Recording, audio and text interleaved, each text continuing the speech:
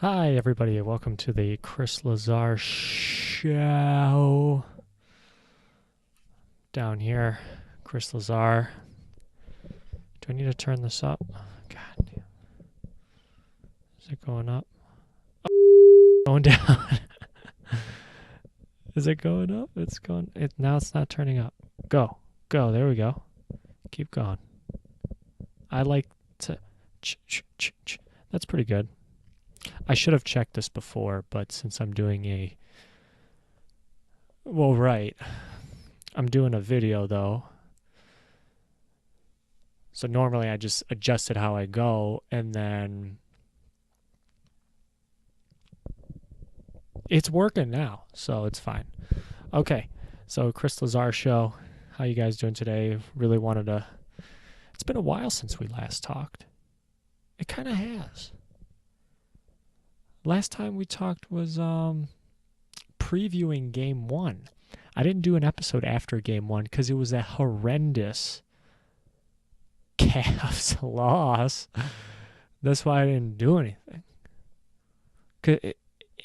I did say that Golden State would take Game 1. They've taken Game 1 the past 2 years. But it's how the Cavs lost. And I got some numbers. If you see that paper there, I've got a little bit of numbers. A little bit. And it's just how they lost. Mainly KD just able to do whatever he wanted to. He had 38 points. I mean, easily probably the best player the Cavs have faced in the playoffs. I mean, this is the best team. Not the Celtics. No. It's the Warriors. But how many points did LeBron have last postseason? Or remember that one year where in 2015? How many points did he have in that first game? He had like 39 points that first game. I'm fairly certain here. We're going to take a look right now. But just how KD was just able to basically do whatever he wanted to. When he would come down the lane, he would come down this lane. I remember on one play, J.R. Smith he was all the way back. KD was dribbling down, and J.R. went, like... And he went to go guard whoever, Clay, on the wing. A convenient excuse, right? And he just went, here you go. Right this way. And Kevin Durant, I don't know if you guys realize this. Kevin, I guarantee you that height on whatever the depth charts these teams are having, he is listed lower. He's one of the few players who's probably listed at a lower height than what he actually is. I'm dead serious. I've never seen him in person. But I can just tell. Dude's like 6'10". And what is he listed at, like 6'8"? Here, we're taking a look right now. By the way, Kevin Durant here out in... For those of y'all, I mean, 38 points, 8 assists, 8 rebounds, 7 for 8 from free throws. I love free throw statistics. I love them. 3 for 6 from 3, 14 of 26 from the field. I mean, what can you say about that? 0 turnovers. And I think that was really the story of this game and why the Warriors were able to really capitalize on this. But do you realize 20 turnovers? The Cavs had 20 turnovers. Golden State, 4. I mean, and that's why I think Cavs will bounce back. I think they'll win tonight because you don't see that you don't see 2 players on the Cavs have just as many turnovers as the entire Golden State team. LeBron had 8 on his own. I mean, really shitty. And then Kyrie had 4. You had a lot of guys that had like 2 or 1 or... Then that's not going to happen again. That will not happen again. I think Cavs win. I really do. I think the Cavs win tonight. Close. It's going to be a close game. And here I am typing. I am so unprepared. I thought I was. I had notes and shit.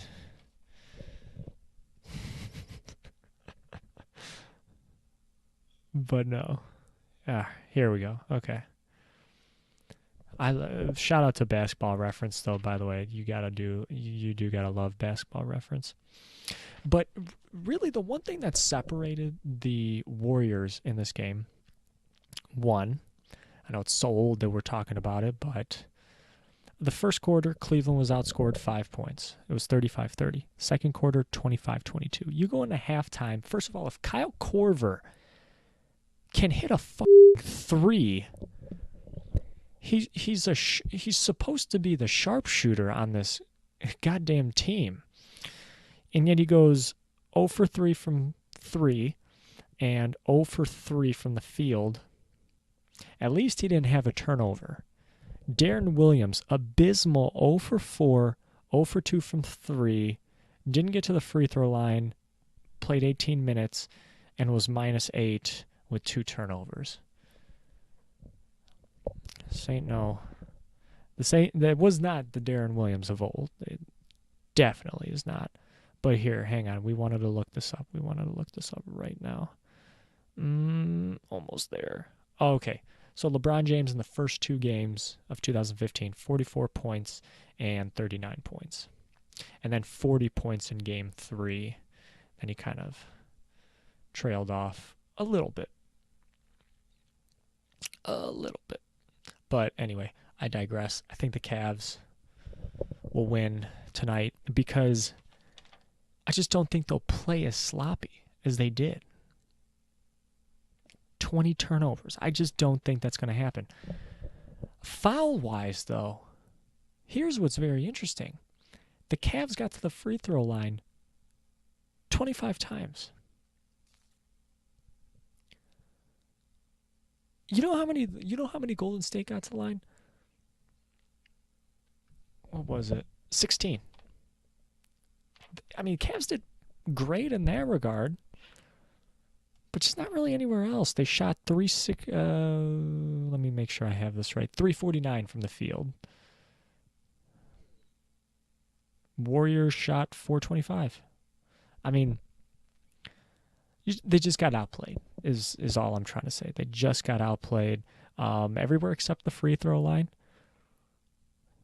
Cavs got to the free throw line 25 times. 23 personal fouls that the Cavs committed. I don't think there were any technicals. Draymond. No technicals. Draymond didn't have a great game. 24 personal fouls. I guess that makes sense. Because you can foul somebody not in the act of shooting. Yeah. Just had a little moment there. I think Cavs will win tonight. Oh, yeah, I did want to say, so you open up after the third quarter. You know, you're down by, what was it? God damn it. Look at me. I am not prepared for this. I'm so sorry. 35-30 in the first, 22-25 after the second. So you go into halftime and you're down 8. All right.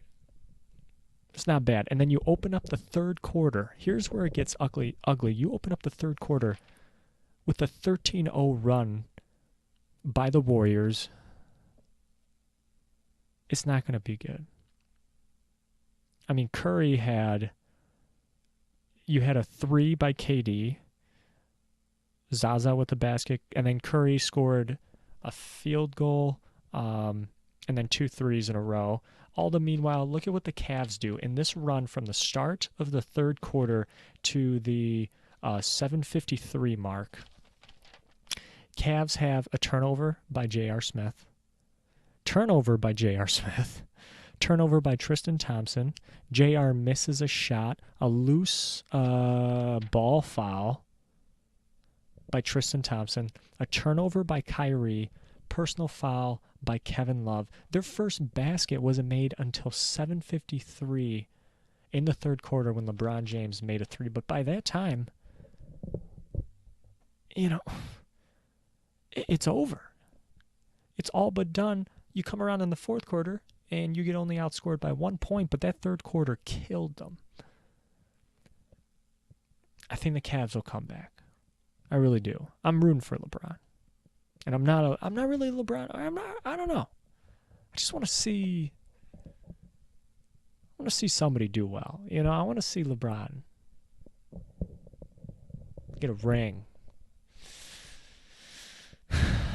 1 gold watch, 2 gold chains, 6 gold rings. It's nothing. Who knows if he'll get to 6, though. What would this be, 4?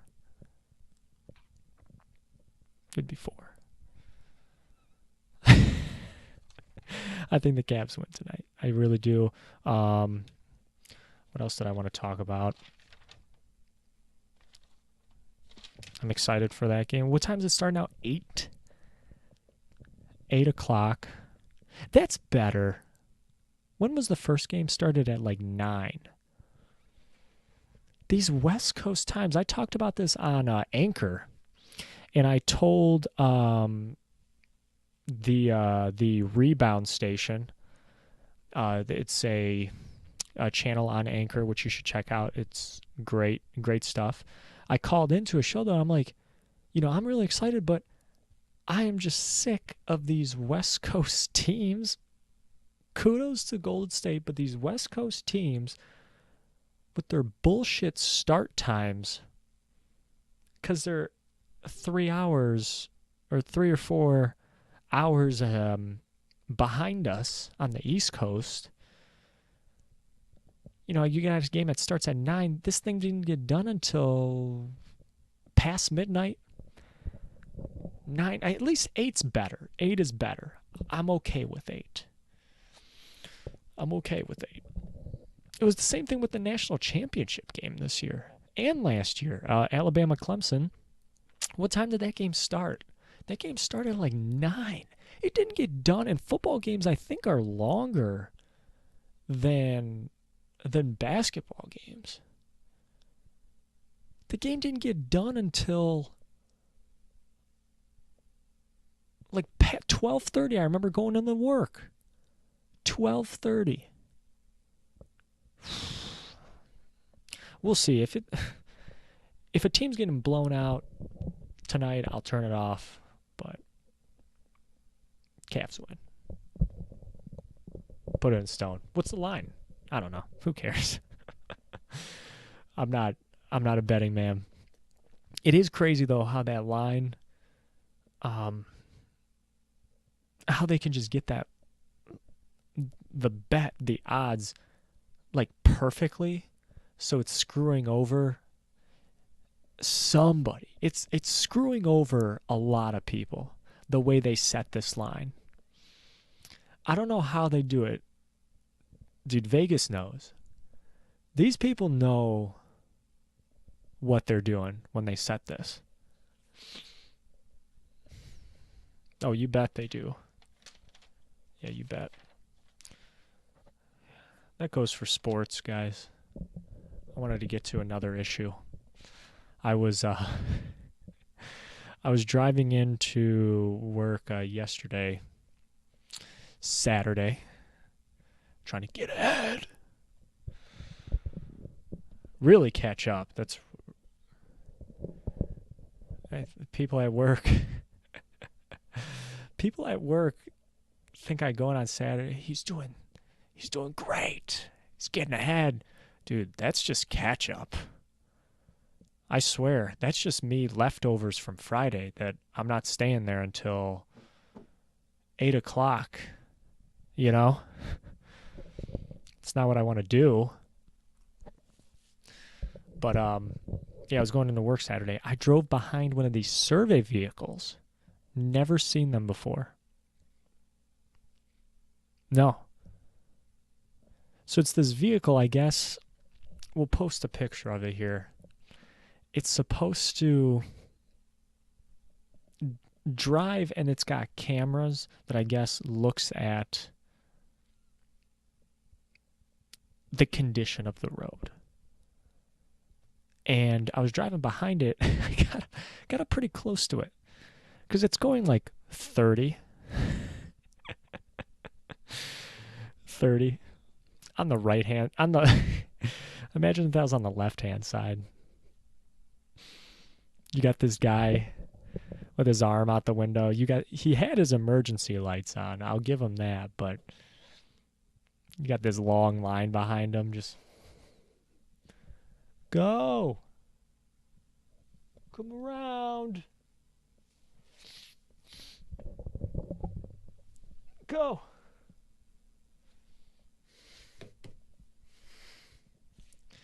Keeping the road safe for everybody. There you go. This guy's waving people around him. He's doing 30. Because I did 30. I did 30 and I was still bumper to bumper with him. Surveying the roads on a brand new freeway on I-275. What's he surveying? This car had 10 cameras on it. You almost kind of think it's like a Channel 7 driving around. But no. It's got like 10 cameras hanging off the side. And then I got up way too close to him, bumper to bumper. And I see the sign on it. There's a sign on the back that says, keep a 150-foot space between you and the vehicle. What? Damn, dude, the car surveyed me for 15 seconds. The cameras were on me. He saw me. Those cameras probably saw me for a good 15 seconds. There's probably dudes in that van. Like, it's like the stakeout van. There's guys in there typing. Analysis. We got a 25-year-old kid driving his parents' car. Doesn't even fill up on gas. Did we see that pothole? Did you get that?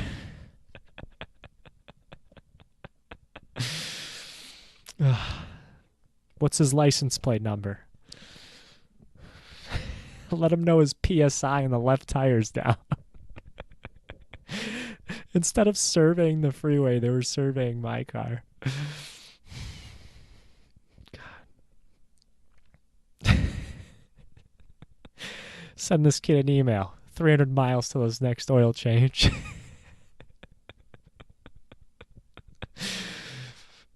Let him know synthetic next time. Don't bull on the regular 5WD-30. This car requires synthetic. Keep that engine clean. That's what I want to know. Nose itches. Has anybody out there, have you come across this survey vehicle driving up and down? You think, what is this van? Is this van going to a stakeout? The mystery machine just upgraded to cameras? That. I've always wondered if they should come out with the Scooby-Doo.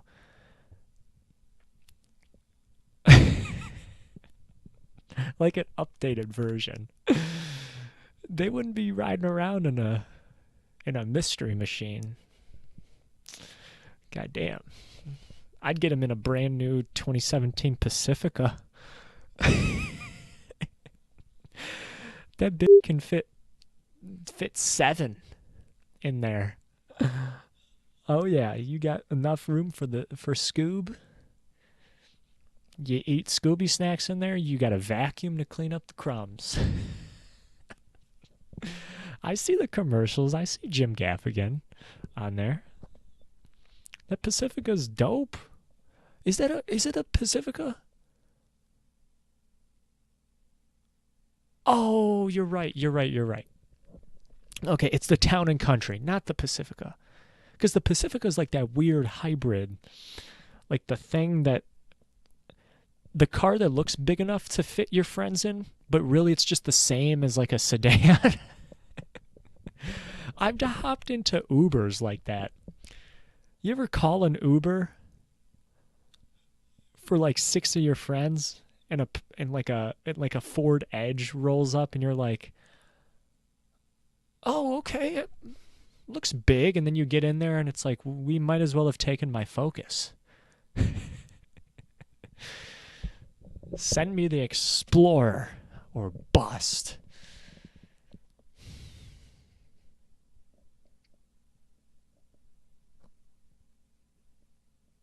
I don't know, man. Survey vehicles. Have you ever driven past one? What'd you think? How fast was it going? Let me know. I want to know. I want to know how common it is. Is it just a Michigan thing? I'm sure not. Our roads are shit though. So I'm sure we have a lot of those. I'm sure we do. This was the first one I've seen. Have you seen them? Who do you think's going to win tonight? Those two things. Let's end on those two things. Who do you think's going to win game 1 tonight? I think the Cavs will win. And have you ever seen the survey vehicles? Let me know. Let me know. Thank you guys very much. Chris Lazar. Sign out.